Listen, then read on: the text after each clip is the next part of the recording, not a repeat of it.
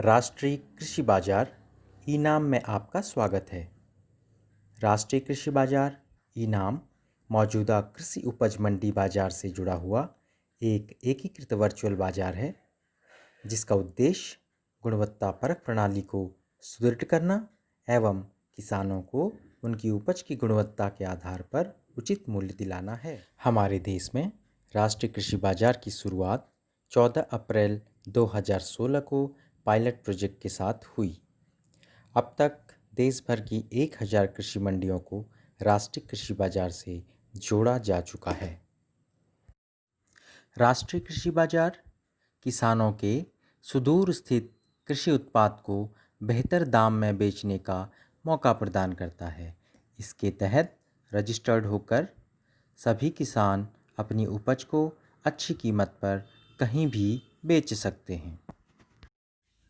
देश के सभी किसान राष्ट्रीय कृषि बाजार में ई-नाम पोर्टल के माध्यम से आसानी से जुड़कर अपने कृषि उत्पाद को आसानी से किसी भी प्रदेश में विक्रय कर सकते हैं।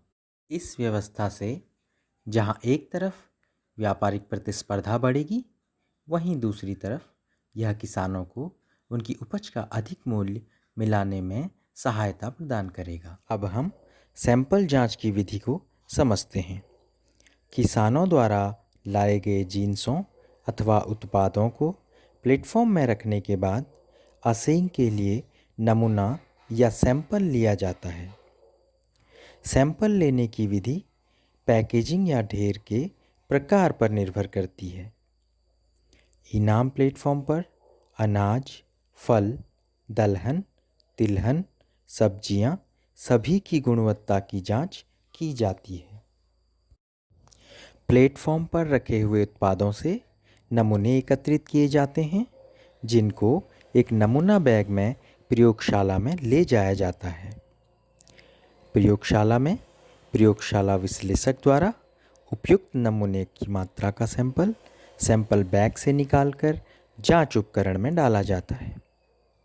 सैंपल को उपकरण में डालने से पूर्व प्रारंभिक जांच के लिए छलनी की मदद से उसकी सफाई की जाती है एवं बाह्य पदार्थ, टूटा हुआ अनाज आदि का विश्लेषण कर जांच उपकरणों की सहायता से फसल की नमी, तेल, प्रोटीन आदि मापदंडों के आधार पर गुणवत्ता की जांच की जाती है और इस आधार पर सैंपल की गुणवत्ता श्रेणी निर्धारित की जाती है, जिसे हम ग्रेडिंग कहते हैं।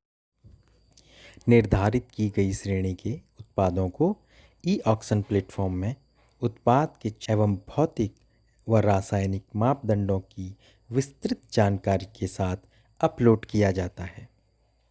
ई-ऑक्शन प्लेटफॉर्म पर उत्पाद का न्यूनतम मूल्य भी निर्धारित होता है, जो कि पिछले 7 दिनों के औसत मूल्य के आधार पर तय किया जाता है। इस प्रकार सभी खरीदार बोली लगाते हैं एवं निर्धारित समय में लगी अधिकतम बोली का मैसेज किसान को भेजा जाता है। किसान भाई यदि अपने उत्पाद की अधिकतम बोली से संतुष्ट होता है तो उसकी सहमति के बाद उत्पाद को बिक्री किया जाता है। चलिए अब हम कुछ प्रमुख जिन्सों की गुणवत्ता की जांच के विस्तृत मापदंडों को जानते हैं। विभिन्न उत्पादों के लिए मापदंडों की संख्या भिन्न भिन्न होती है। प्रमुख रूप से भौतिक मापदंडों का परीक्षण किया जाता है। कुछ वस्तुओं के लिए तेल सामग्री या रासायनिक परीक्षण भी किया जाता है और फिर प्रमाणन परिणाम ई-नाम पर प्रकाशित किया जाता है।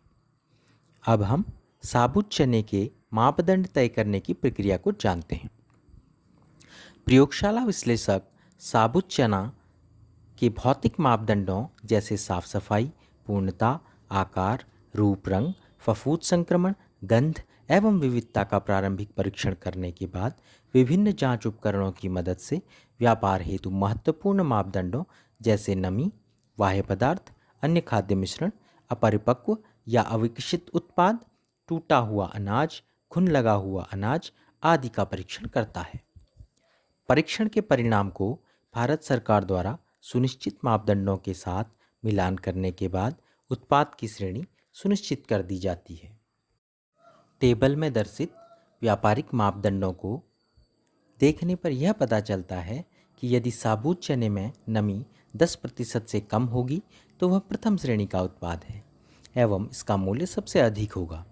यदि नमी 10.1 से 12% होगी तो यह द्वितीय श्रेणी का उत्पाद होगा और इसका मूल्य प्रथम श्रेणी के उत्पाद से थोड़ा कम होगा।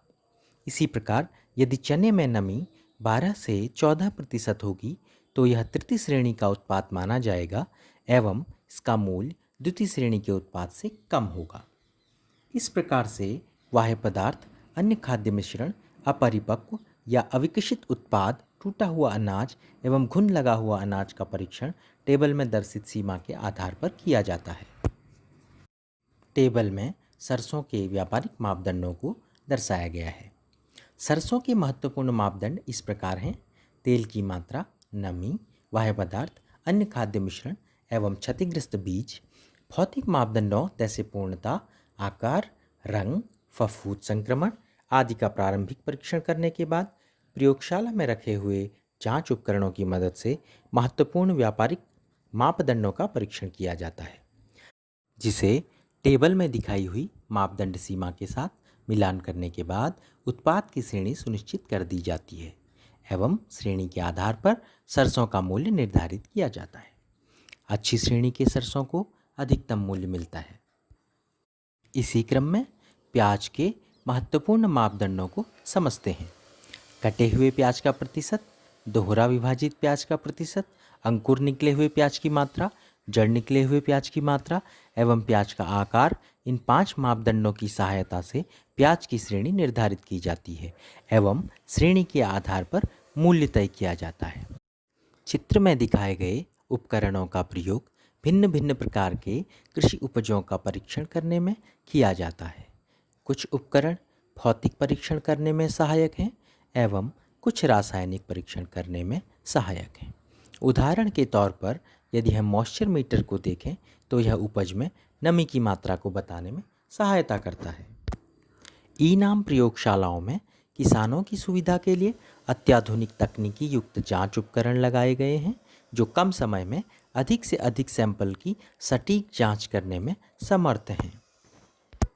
इस प्रकार असेइन के आधार पर प्राप्त उपज की श्रेणी को ई-ऑक्शन प्लेटफॉर्म पर अपलोड किया जाता है, जो कि खरीदने वाले को फसल की गुणवत्ता के बारे में अवगत कराता है।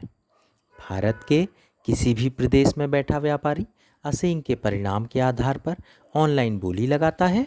अधिकतम बोली पर ढेर को किसान की अनुमति मिलने के बाद ई-नाम पर विक्रय कर दिया जाता है।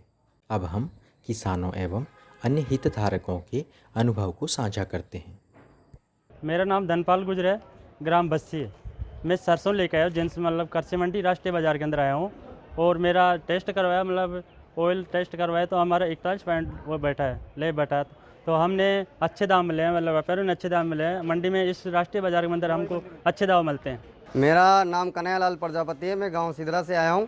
यहां हमारे निवाई कृषि उपज मंडी समिति वो राष्ट्रीय कृषि बाजार के अंदर जो मैं माल लेके आया हूं चने, उसको मैं राष्ट्रीय कृषि बाजार के अंदर उसका मैंने टेस्ट करवाया और उसमें टेस्ट करवाने के बाद में व्यापारियों द्वारा उसको देखा गया और व्यापारियों द्वारा देखने के बाद में मुझे उचित दाम मिले और ये बहुत बढ़िया प्रक्रिया है, जिससे सभी किसान भाई खुशी भी हैं और सबको बढ़िया लाभ मिल रहा है।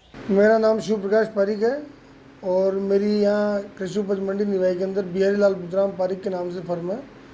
और जो राष्ट्रीय कृषि बाजार द्वारा जो योजना लाई गई है यहाँ पे, उसके तहत सबसे पहले इसका कंप्यूटराइज गेट पास बनाया जाता है।